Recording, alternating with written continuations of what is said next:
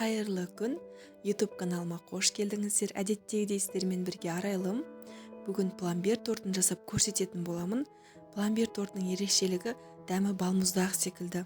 Балмұздақ жеп отқандай боласыздар, сондықтан міндетті түрде жасап көріңіздер. Видеоның соңына дейін қарап шығыңыздар. Тортымыздың корждарын, яғни қамырын жасаймыз. Бөлме температурасында болған сары майымызды, жұмыртқамызды, сгушенкамызды үлкендеу, яғни кеңдеу ыдысқа салып, миксердің көмегіменен араластыруымыз керек.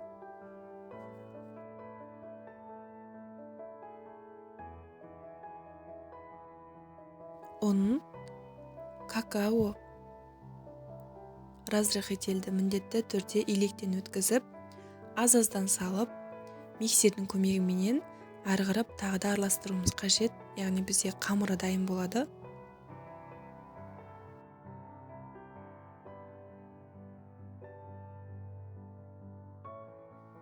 Тортымыздың қамырының сұйықтығы осындай болады.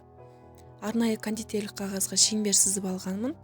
Сол шеңберді 2 немесе 3 қасықтан қамырын салып, біркелкі болғанша жайып шығамыз. Қасықтың көмегіменен осылай жайып шығамыз. Коржымызды пешке 180 градуста 10 минутқа салып пісіріп аламыз. Біздің корждар өте жылдам дайын болады, сондықтан баса назар аударыңыздар. Корждың піскенін білу үшін осындай ағаштың көмегіменен тексеріп көрсеңіздер болады. Барлық корждарды пісіріп алдық. Енді тортымыздың кремін дайындаймыз. Сүттің үстінен шекерді, кукурузный крахмалды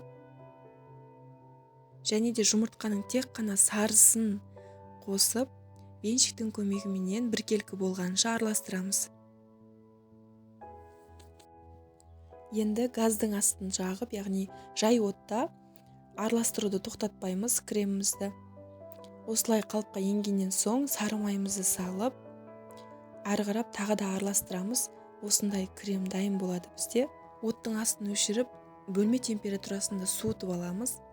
Енді сливкиімізді, яғни 33%-дан жоғары сливкиімізді жақсылап миксерлеп алуымыз қажет. Сливкимен жұмыс жасап жатқан кезде миксерді ең әуелі жай жылдамдықта бастап, сосын жылдамдығын көбейткен дұрыс. Біздің сливкидің сұйықтығы осындай болу қажет, қатты қою болмайды. Бөлме температурасында суыған кремді осы сливкидің үстінен аз-аздан салып миксерлеп аламыз. Біздің креміміз дайын. Тортымызды жинаймыз. Осы ыдыстың астына аздап крем жағамыз, тортымыз жылжымау үшін. Осылай корждарды бір-бірден салып, кремді арасына жағып, құрастырамыз.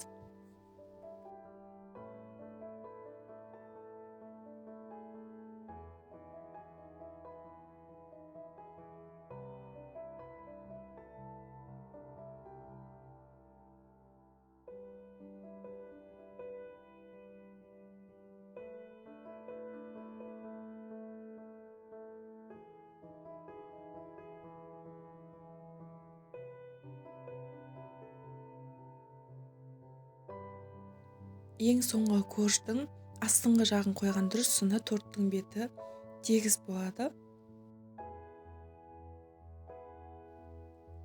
Тортымызды жинап болдық, енді тоңазытқышқа 1-2 сағатқа салып қоямыз, кремі сіңу үшін.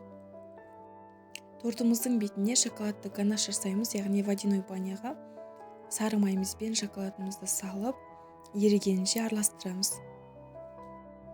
Шоколадымыз ерігеннен соң тортымыздың бетіне құйып, біркелкі болғанша жайып шығамыз. Торттың бетін қалай әсемдегілеріңіз келеді, өз еріктеріңізде. Мен сіздерге үй жағдайындағы пломбир тортын жасап көрсеттім. Өте дәмді болып шықты. Дәміне сөз жоқ, балмұздақ секілді. Міндетті түрде жасап көріңіздер. Сіздермен бірге болған арайлым. Менің каналыма тіркеліп қойыңыздар. Лайк басыңыздар, комментария жазыңыздар. Астарыңыз дәмді болсын. Келесі кездескенше сау болыңыздар.